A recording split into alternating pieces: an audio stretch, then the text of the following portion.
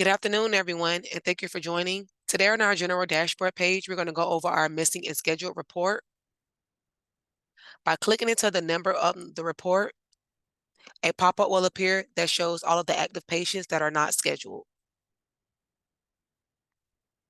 If you click into the patient's name, it will bring you into the patient's demographics, where you're able to review the patient's details. Next, if you chose to click into the last appointment, by clicking on the date, you're able to create a contact log for the patient. At the top, you will see the patient is already listed, or you can simply choose another patient from the drop-down tab. You'll put in your type, and we'll say it was a incoming call. You'll choose your category,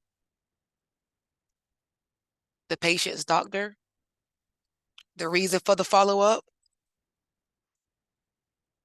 and then you'll choose the outcome. You do have the option to choose a quick text as well, and we'll choose left a voicemail.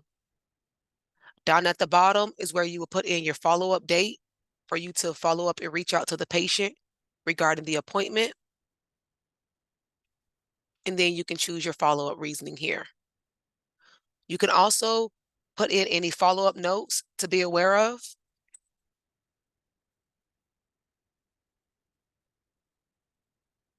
That will display inside of the patient's account.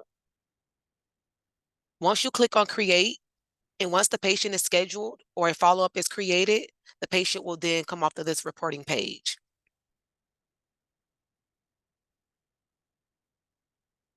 If you then go into the patient's account underneath the contact, here is where you're able to review the follow-up that we created for the patient.